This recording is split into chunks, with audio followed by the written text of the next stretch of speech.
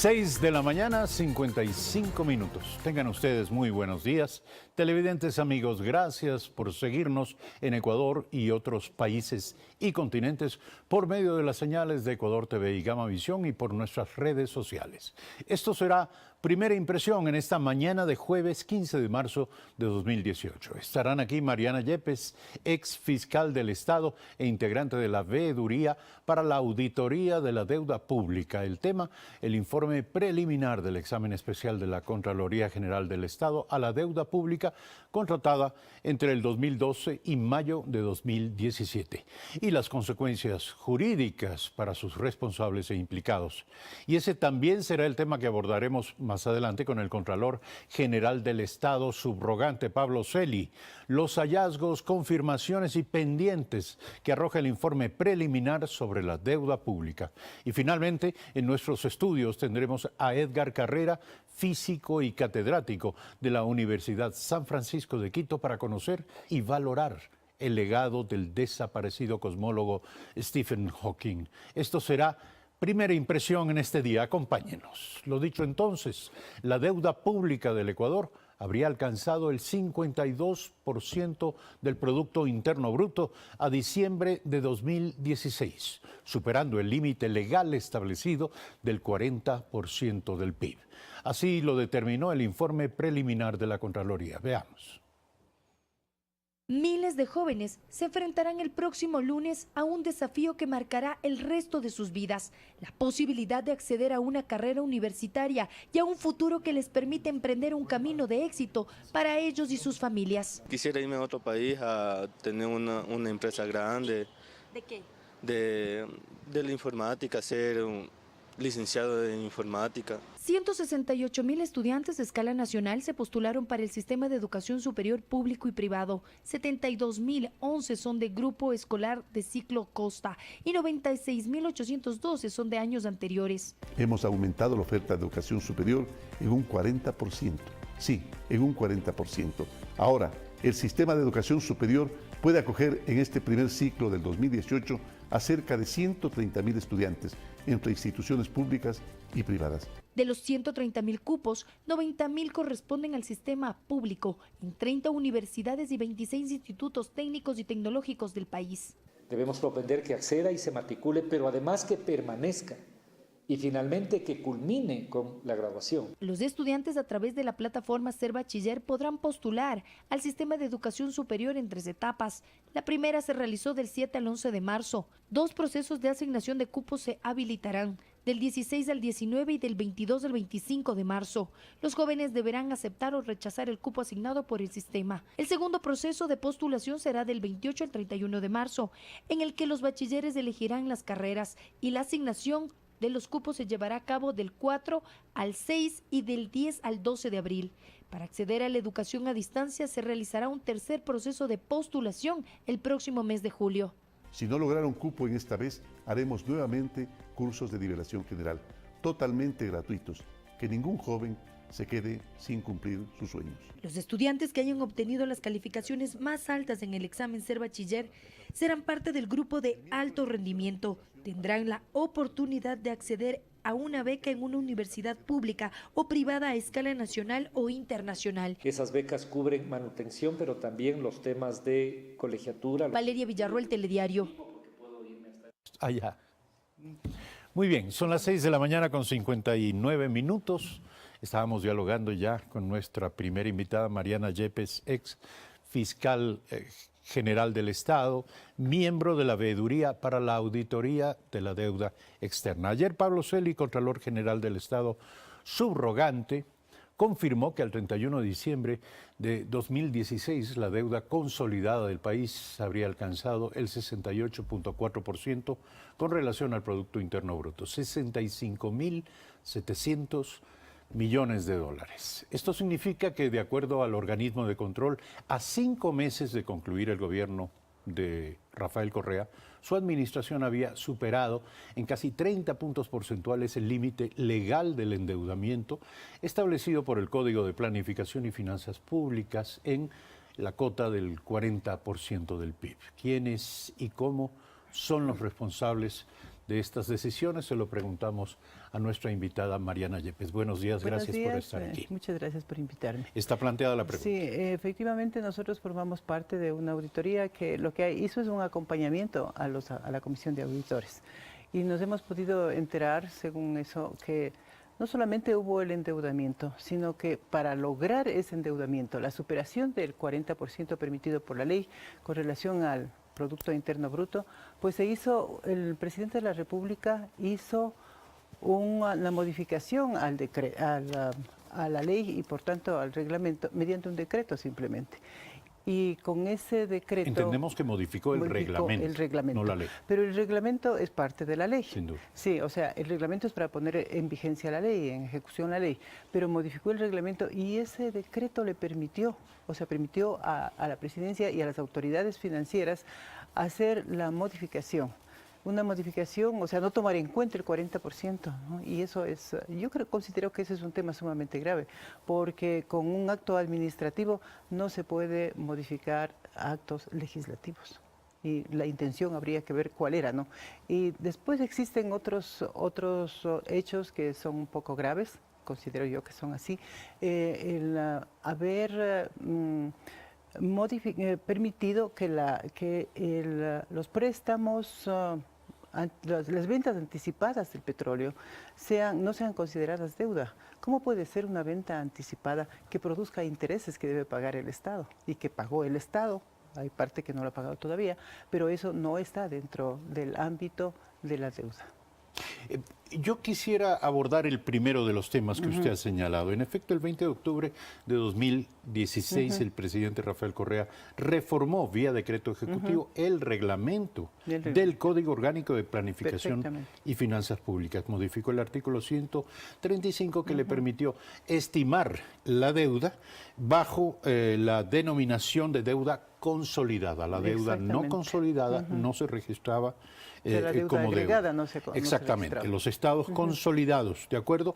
Además, de acuerdo al manual de estadísticas de las finanzas públicas del Fondo Monetario Internacional. Le pregunto, este procedimiento y la fuente de respaldo del Fondo Monetario Internacional que él cita, ¿le eximen de responsabilidad en la superación del límite fijado por la misma ley? Bueno, yo creo que es grave, ¿no? Y las responsabilidades serán analizadas con posterioridad cuando vengan las observaciones, porque en base al derecho de defensa, que es un derecho constitucional, las partes involucradas en el informe, en la lectura del informe, ellos, de este informe inicial, pueden presentar observaciones. Y esas observaciones podrían desvirtuar en algo, ¿no? Pero fue tan contundente el informe que yo creo que muy poco se podrá desvirtuar. Desde luego que el haber modificado un reglamento que es igual que la ley, digamos, porque no es lo mismo, pero modificado con eso. Se supone que la ley rige sobre el reglamento. Exactamente, pero el reglamento, no es al contrario. El reglamento se dicta para poner en vigencia, para poner en práctica, ¿no es cierto? Para eso son los reglamentos. Pero dictar un decreto violentando una norma legislativa, eso es sumamente grave y con una intención, de poder superar la base máxima sobre la cual podría endeudarse, ¿no? ¿Qué consecuencia legal tendría el haber procedido de esa forma? Bueno, habría que ver si ha habido alteraciones de otros documentos también. En esto lo que nosotros podemos observar es que lo mínimo un acto irresponsable, ¿no? Endeudando al país en límites que no podía hacerlo. Los entendidos dicen que el manual tampoco le permitía superar el 40%. Y así hemos ido superando, porque ha superado bastante. Y como se puede anotar es que no solamente es del 55%, el 50% del endeudamiento. Esa no es una cifra, digamos, real, sino que superaría ese monto. Eso le iba a preguntar, porque ayer ya se lanza un dato respecto a un estimado del total de la deuda. Se habla de 65.700 millones de deuda. Pero junto con esto hay otros temas delicados, como la declaración de secreta y de reservada de la documentación sobre la Eso deuda. me parece a mí lo más grave todavía. Es decir, si todavía hay áreas grises, ¿cómo decir que la deuda alcanza 65.700? Porque la ley no establece una reserva. tan ilimitada como se ha manejado. La ley establece una reserva mientras están firmándose los documentos, y lo cual me parece correctísimo, ¿no? Pero establecer mediante actos administrativos que esa reserva va hasta cuando se pague la deuda, eso ya conlleva otras conjeturas, ¿no? y otras posibilidades, que se nos abre un abanico de ideas por qué tiene que marcar como reservada, como secreta, precisamente hasta cuando se pague la deuda. ¿Pero qué dicen las normas al respecto? Bueno, las normas dicen que se puede mantener la secretud, como le decía, y la reserva solamente hasta cuando se termine de firmar todos los documentos de la deuda. Después se podrá en conocimiento, porque primeramente que la Constitución habla de la transparencia, ¿no? Entonces eso, todos tendrían acceso, y eso es lo que ha estado. Fíjese que no permitiría un control el momento que haya reserva, ni conocimiento ni control, y eso es gravísimo. O sea, la opacidad que produce. La opacidad, por no decir lo menos, bueno, ¿no? el solo afán ¿no? de mantener sí, esto en secreto, sí, ya es una alarma. Entonces, sí va en contra de tratándose de un tema además de amplio interés público. Sí. ¿Es prematuro señalar qué delitos contra el interés público se estarían configurando a partir del informe de la auditoría? Pero usted, como ex fiscal, ¿qué diría? Bueno, yo tengo mi criterio, y mi criterio es que sí se configuran delitos, pero no voy a expresarle en esta oportunidad porque el informe definitivo saldrá después, cuando le manifestaba el momento que se hayan presentado las observaciones y sobre todo que el Contralor apruebe, ¿no? Porque el Contralor tiene que aprobar el informe definitivo y ponerse en conocimiento. Luego de eso vienen las responsabilidades.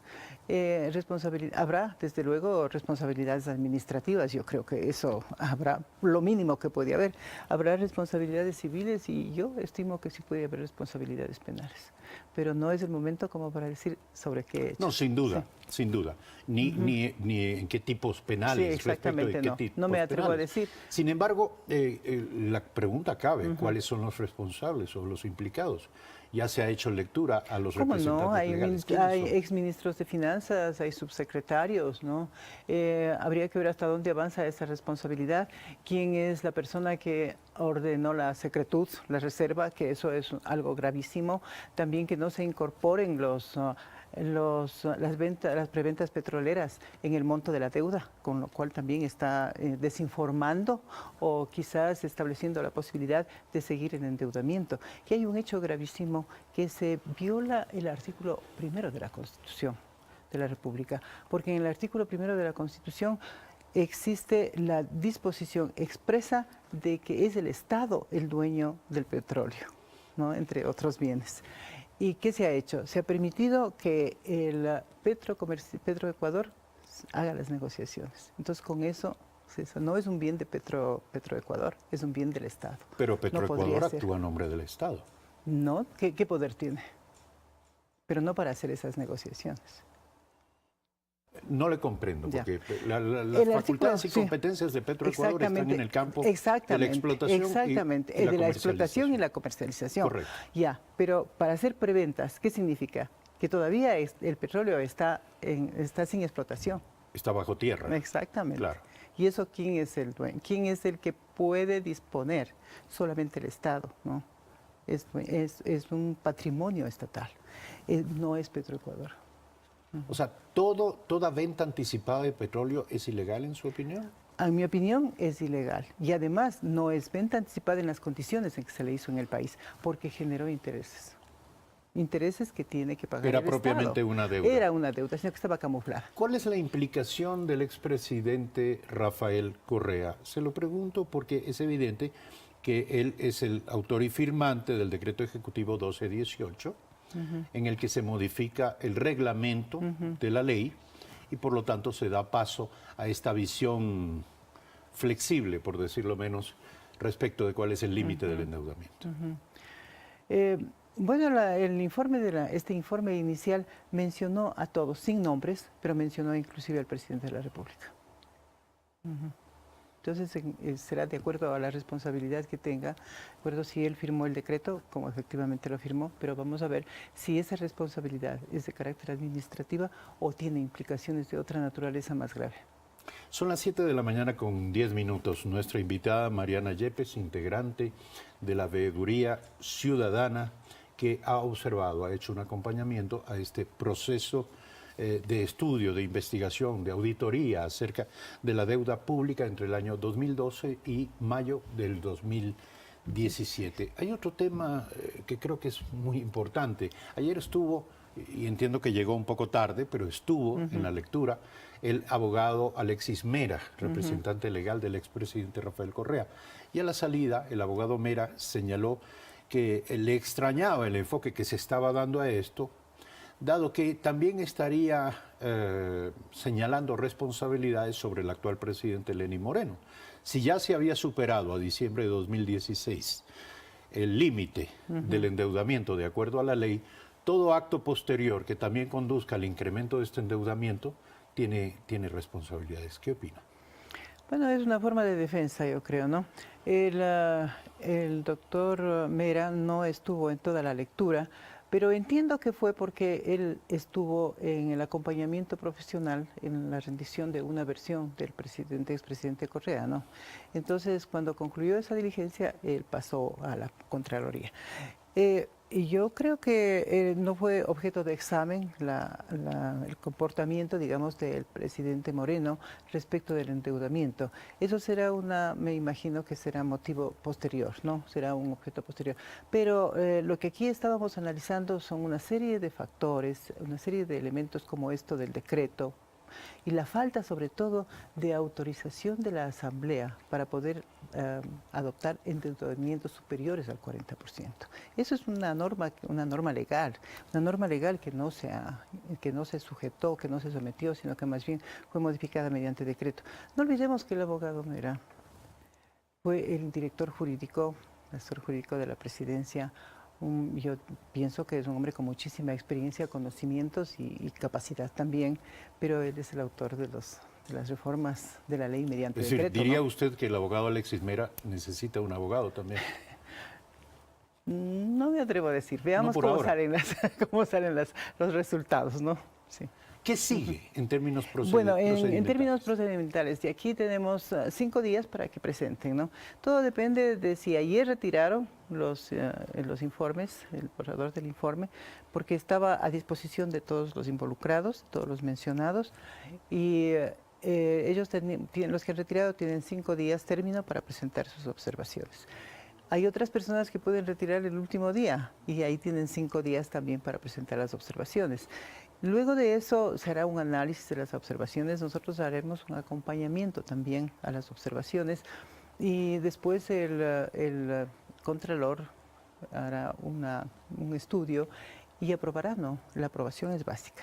Después de eso se pueden establecer las responsabilidades. Estamos hablando más o menos de cuánto tiempo más o hasta menos, llegar hasta yo ese creo punto, que el punto de la podríamos, definición sí, de responsabilidades. Me parece a mí que podría ser en la primera semana de abril o máximo la segunda semana de abril, porque también son términos, ¿no? Y si presenta a alguien el último día, pues habría que esperarle por ejercicio de la defensa, que es un derecho constitucional. Y también a veces las observaciones son importantes para modificar el criterio final, entonces habría que mirar eso. El siguiente paso luego de ello. El siguiente paso, pues ya la Contraloría tiene que definir si es administrativo, ejercerá las funciones del Contralor. La Contraloría define de qué tipo son las responsabilidades. Sí, exactamente. Nosotros seguimos acompañando hasta el último momento, porque para eso nos designó el señor Contralor. Claro que es en una veeduría que fue criticada inicialmente, porque no estaba sujeta al reglamento de la participación ciudadana, del organismo de participación ciudadana.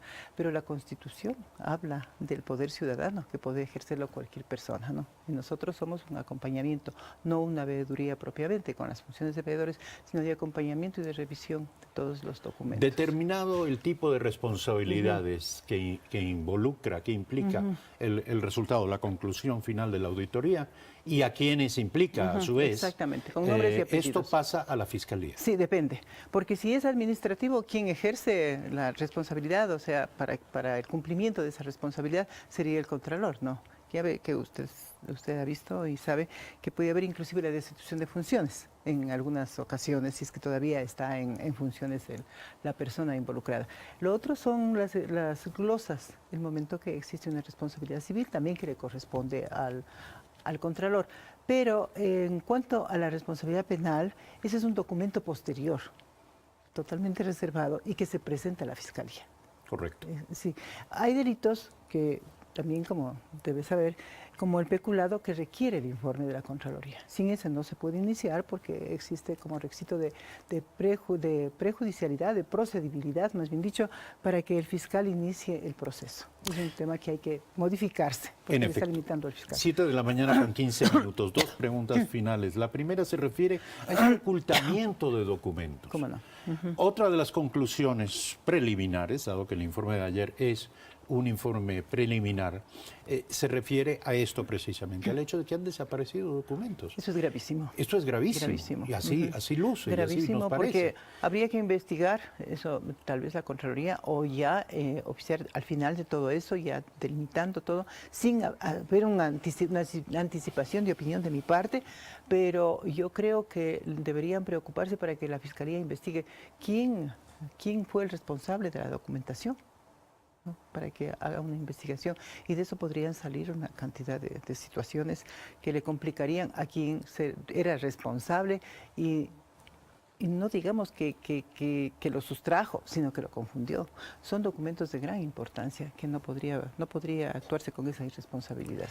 No quiero dejar de preguntarle acerca de lo siguiente. ¿Cuál cree usted, cómo evalúa, cómo percibe, cómo califica el conflicto que se ha dado entre la fiscal Dania Moreno y el fiscal general del Estado? Es decir, ¿qué implica esto en la estructura de un organismo como la Fiscalía, cuya titularidad usted ocupa? Bueno, a mí sinceramente me da tristeza. Sí, porque es una institución, si bien yo estuve solamente 6 años, porque antes estuve en la función judicial más de 30, pero es una institución que se la hizo, ¿no? Y a mí me correspondió precisamente organizarla de acuerdo con el nuevo sistema y con las normas constitucionales, porque por primera vez la Fiscalía tenía un rango constitucional y era además un órgano independiente. A mí me da tristeza, como le ratifico, pero yo creo que estamos en este momento atravesando una crisis de autoridad. No puedo comprender cómo una persona dos personas que están a la cabeza, pero no paralelas, sino una está en un rango un poco inferior a la máxima autoridad, pues provoquen esta situación que no solamente afectará a ellas, sino afectará a toda la institución. Pero ¿cómo debería resolverse? Esto debería resolverse, yo creo que como nuevamente, como en sus inicios en la República, la Fiscalía pasó a la función judicial, con lo cual yo estoy totalmente en contra, pero el órgano administrativo es el Consejo de la Judicatura. Entonces debería resolver el Consejo de la Judicatura la situación de la doctora Moreno. Y bueno, la Asamblea ya decidió llamarle a juicio político al fiscal general. En efecto. Ahora, ¿qué pasaría? Ese es uno de los problemas tremendos que nos podemos pensar. ¿Qué pasaría si el Consejo de la Judicatura decide en lo que a lo mejor no sería conveniente destituir a la fiscal? Sí, exactamente. ¿Qué pasaría eso? Y también en la Asamblea al fiscal general. Ahí encontraríamos una crisis de autoridad, ¿no? Tremendamente. Y yo no sé cómo vayan a solucionar. Tal vez nombrar un fiscal encargado hasta que se haga el concurso para reemplazar al fiscal general, si es que eso se da, ¿no? Lo cual sería lamentable también. ¿Y qué pasaría en lo otro? Eso quizás le veo en una forma más fácil de solucionarla, porque ¿quién es el fiscal subrogante? De acuerdo al Código Orgánico de la Función Judicial, es el fiscal mejor calificado y con mejor categoría, o sea, el fiscal de mejor categoría y se le ha dado la mejor calificación. Entonces, tal vez el que le sigue en calificación a la doctora Moreno podría ser la persona que le sustituya momentáneamente hasta cuando designen al fiscal general, para el evento de que sea él destituido y la misma doctora Moreno. Para concluir y para volver al primer tema de esta entrevista, el expresidente Rafael Correa ha dicho que usted forma parte de una veeduría compuesta por sus enemigos. ¿Usted es enemiga de Rafael Correa? En absoluto. Para mí me ha sido siempre una persona totalmente indiferente. Lo he visto como un gobernante que ha tenido sus errores y sobre todo una agresividad, que eso no me ha parecido a mí correcto, que un gobernante sea así. Por eso es que el presidente Moreno ha dado una tónica diferente, una tónica de diálogo, ¿no? Y sin injurias. Pero yo en el pasado ha tenido usted una yo relación, no he tenido roces, conflictos. Más bien, inicialmente a él tuve la oportunidad de conocerle en un acto por el Día de la Fiscalía, que el fiscal en su momento me invitó y ahí le conocí y él fue una persona cordial conmigo socialmente. Después nos hemos encontrado unas 2 veces adicionalmente en una rendición de cuentas en la Corte Suprema de Justicia, que todavía se llamaba Corte Suprema de Justicia, y él saludó conmigo con cordialidad. Yo desde ahí nunca más lo he vuelto a ver en persona. Entonces no he tenido nada. Yo creo que la personalidad de él es así, ¿no? Me parece, con eso no lo quiero ofender, pero creo que tiene su personalidad. Todos sabemos que es una personalidad fuerte y bueno, tiene un comportamiento diferente que no es pacífico. Doctora, muchas gracias por estar aquí. También. Mariana Yepes, ex fiscal general de la Nación. Hacemos un brevísimo corte, regresamos de inmediato.